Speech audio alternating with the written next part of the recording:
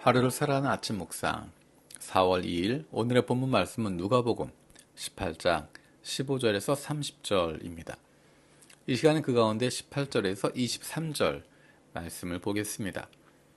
어떤 관리가 물어 이르되 선한 선생님이여 내가 무엇을 하여야 영생을 얻으리이까?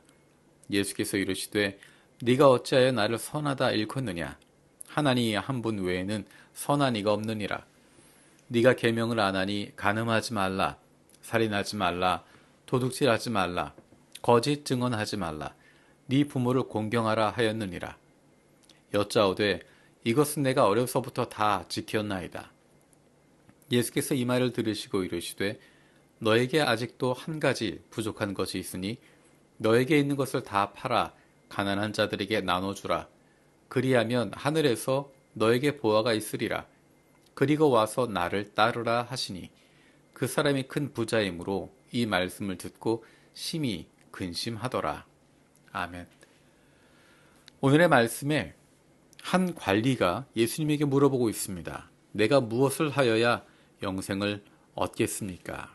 이 질문은 정말 좋은 질문입니다. 진정성 있는 질문입니다.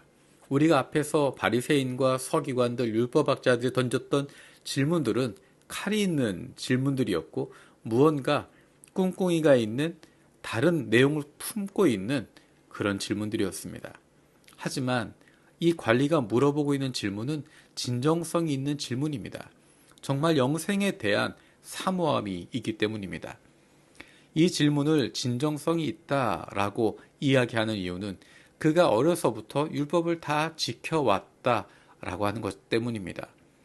그리고 예수님께서 그를 보시면서 너에게 아직도 한 가지 부족한 것이 있다 라고 말씀하시는 그 장면을 보면 예수님께서 그의 질문의 진정성을 파악하고 계시는 것입니다. 그는 어려서부터 율법을 다 지켰던 사람입니다. 그럼에도 불구하고 무언가 부족하다고 하는 것, 이것이 다가 아니다라고 하는 갈급함을 가지고 있습니다. 그래서 예수님에게 나왔던 것입니다. 그런데 그가 가지고 있었던 장벽이 22절에서 23절에 나와 있습니다. 예수님께서 말씀하십니다. 너에게 아직도 한 가지 부족한 것이 있으니 너에게 있는 것을 다 팔아 가난한 자들에게 나눠주라. 그리하면 하늘에서 너에게 보화가 있으리라.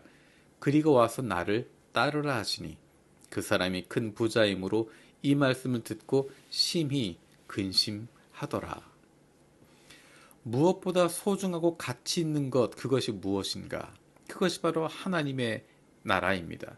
그 무엇과도 비교할 수 없는 것이 하나님의 나라입니다. 그 관원에게 하나님의 나라에 있어서 장벽이 되는 것은 물질이었습니다. 물질뿐만 아니라 눈앞에 보이는 현실 세계에서의 부유함이었을 것입니다.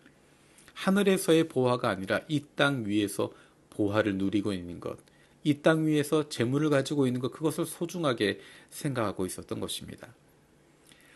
그 관원에게 필요한 한 가지, 그것은 하나님 나라보다 더 중요하게 생각하고 있었던 물질에 대한 마음을 내려놓도록 하는 것입니다. 그것을 내려놓을 때 예수님을 따르는 기쁨이 있는 것입니다. 예수님의 명령은 시선을 바꾸라는 명령이었습니다.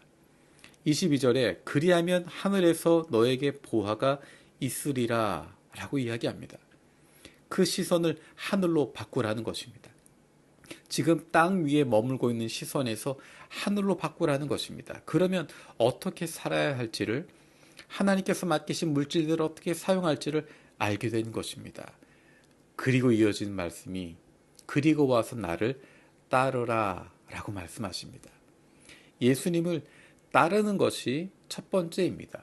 예수님을 따르기 위해서 그것에 대한 장벽이 되는 것을 내려놓는 것입니다. 우리가 앞에서 나누었던 것처럼 예수님의 제자가 된다고 하는 것, 그것은 생각하는 것입니다. 결단하는 것입니다. 무엇이 더 소중한지를 판단해야 할 수 있는 것입니다. 그 결정을 내리지 않으면 예수님을 따라갈 수 없습니다. 예수님이 그 관리에게 이야기하시는 것입니다. 나를 따르라. 나를 따르는데 네가 정리할 것이 있다. 너에게 있는 그 물질, 그것이 너에게 가장 소중한 것이기 때문에 그것을 내려놓아야 한다.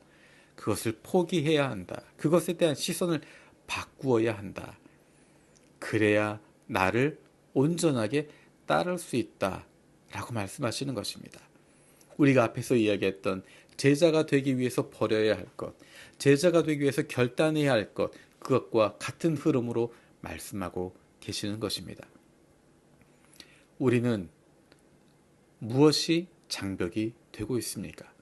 우리가 하나님의 나라를 따라가는데, 하나님의 나라에 집중하는데, 예수님을 따르는데 우리에게 무엇이 장벽이 되고 있습니까? 재미있는 것은 그 장벽은 수시로 다시 생겨집니다.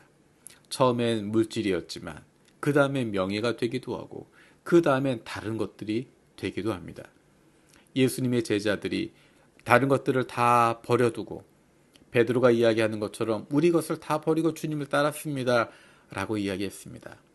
하지만 시간이 지나가면서 그들은 명예를 추구하게 되고 누가 더 높은 자냐라는 것을 바라보게 됩니다. 나도 모르는 사이에 하나님의 나라보다 예수님보다 더 소중하게 생각하는 것들이 나타나게 됩니다. 그것은 자연스러운 일일 수 있습니다. 그런 욕심이 생기는 것, 그런 장애물이 생기는 것, 그것이 문제가 아니라 그것을 어떻게 처리하느냐가 중요한 것입니다. 그것을 깨닫게 되면 내가 주님 나라보다, 주님 말씀보다, 하나님보다 더 중요하게 생각하고 있는 것을 발견하게 되면 그때그때 정리하는 것입니다. 그때그때 다시 털어내는 것입니다. 다시 결단하고 다시 시작하는 것입니다. 실수 안 하는 것, 실패 없는 것, 그것이 중요한 것이 아니라 그런 실수를 해도, 그런 장벽이 생겨도, 그런 걸림돌이 생겨도 그것을 넘어설 수 있는 것, 그것을 정리할 수 있는 것, 그것을 극복할 수 있는 것, 그것이 예수를 따르는 사람들의 모습입니다.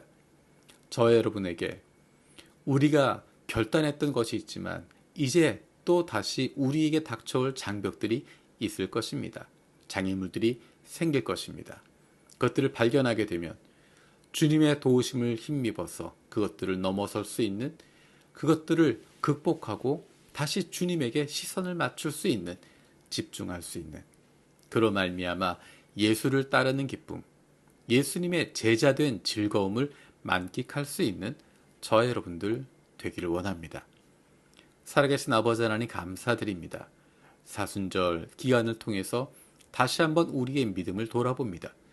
우리가 모든 것을 버리고 주님을 따랐다라고 생각하지만 나도 모르는 사이에 이것저것 생기게 되고 이것저것 주님의 말씀보다 더 중요하게 생각하는 것들이 생겼습니다.